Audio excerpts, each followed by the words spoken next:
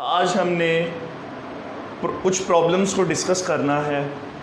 सबसे पहले हमारे पास प्रॉब्लम नंबर 9.1 है। अब इसकी स्टेटमेंट मैं रीड करूंगा, आपके नोट्स में ये प्रोवाइडेड है, आपकी बुक्स में भी है ये प्रॉब्लम 9.1, उसकी स्टेटमेंट भी मिल जाएगी और उसका सलूशन भी जो है आपको मैंने नोट्स में प्रोवाइड किया हुआ है। अब प्रॉब्लम 9.1 की जो स्टेटमेंट है, when hydrogen reacts with iodine at 25 degree Celsius to form hydrogen iodide by a reversible reaction as follows। यानी कि उसने कहा कि 25 डिग्री सेल्सियस पे जब हाइड्रोजन और आयोडीन आपस में रिएक्ट करेंगे, ये एक रिवर्सिबल रिएक्शन होगा और हाइड्रोजन आयोडाइड प्रोड्यूस करेंगे।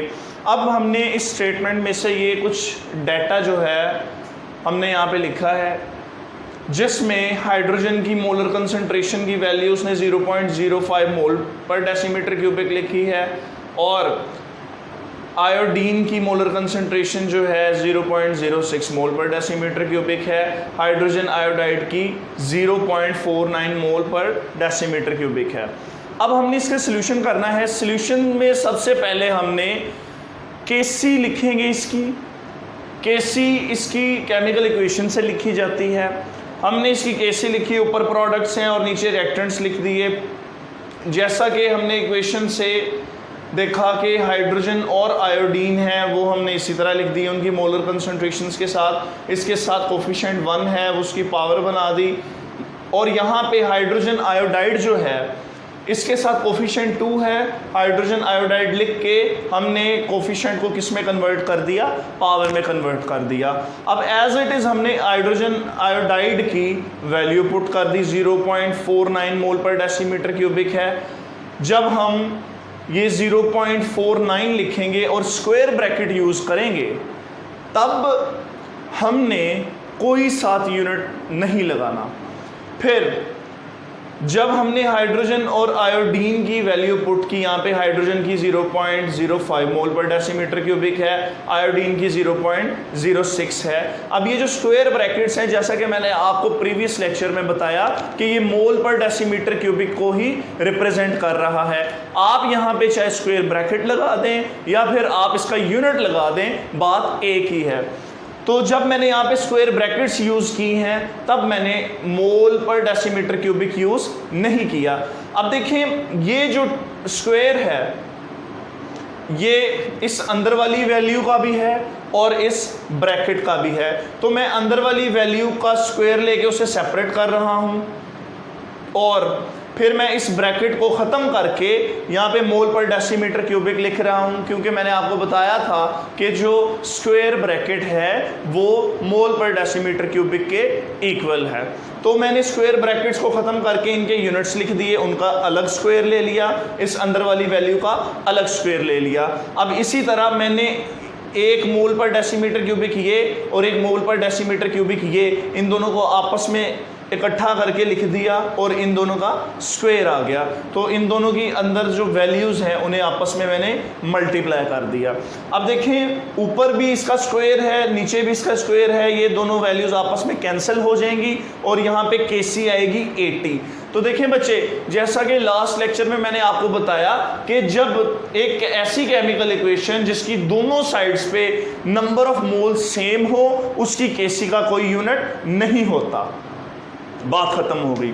अब नेक्स्ट प्रॉब्लम की तरफ मूव करें। प्रॉब्लम नंबर 9.2 है। अब देखिए, for the formation of ammonia by Haber's process hydrogen and nitrogen react reversibly at 500 degree Celsius as follows. उसने आगे आपको ये रिएक्शन दे दिया है। अब आपने देखना है नाइट्रोजन, हाइड्रोजन और अमोनिया की मोलर कंसंट्रेशन। नाइट्रोजन की मोलर कंसंट्रेशन की वैल्यू 0.602 मोल पर डेसीमीटर क्यूबिक है, हाइड्रोजन की 0.420 मोल पर डेसीमीटर क्यूबिक और अमोनिया की 0.13 मोल पर डेसीमीटर क्यूबिक। ये वैल्यूज़ उसने दी हैं।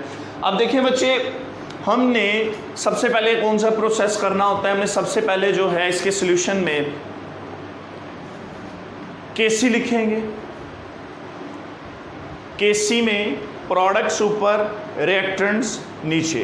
अब अमोनिया की जो वैल्यू है हमने इसमें पुट कर दी और इसके कोफिशिएंट को इसकी पावर बना दी। अब इसी तरह नाइट्रोजन की वैल्यू इसमें पुट करेंगे, हाइड्रोजन की वैल्यू इसमें पुट करेंगे। अब देखें एज इट इज इसकी वैल्यू ये है और इसकी वैल्यू जो है रिएक्टेंट्स की ये है। अब एक रिएक्टेंट है, यहाँ पे हाइड्रोजन है, इसके 3 मोल्स हैं, इसके कोफिशिएंट को हमने इसकी पावर बना दिया तो यहाँ पे 3 आ जाएगा। अब एज इट इज जिस तरह पिछली प्रॉब्लम में किया था, ये जो स्क्वायर है इस वैल्यू का भी है और इस ब्रैकेट का भी है, यानी कि मोल पर डेसीमीटर क्यूबिक जो इसका जो यूनिट है उसका भी है। हमने सबसे पहले इस स्क्वायर को यहाँ पे इसे इसके साथ सॉल्व करेंगे, 0.113 का स्क्वायर लेंगे, हमारे पास ये वैल्यू आ जाएगी।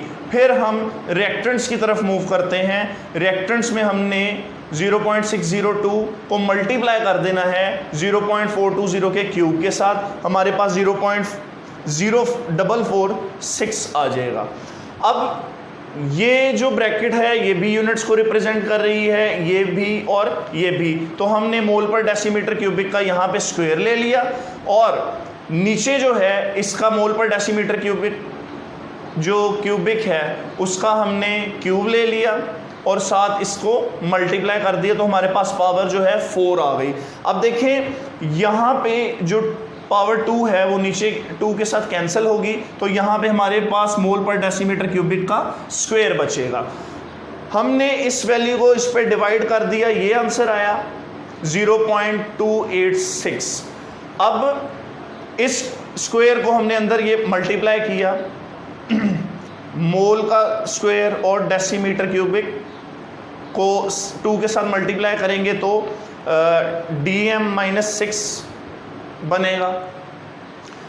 अब इसे हमने नीचे से ऊपर शिफ्ट कर देना है तो मोल का स्क्वायर जो है -2 हो जाएगा और जो dm-6 है वो dm-6 में कन्वर्ट हो जाएगा। हमारे पास आंसर जो है 0.286 मोल पर स्क्वायर dm-6।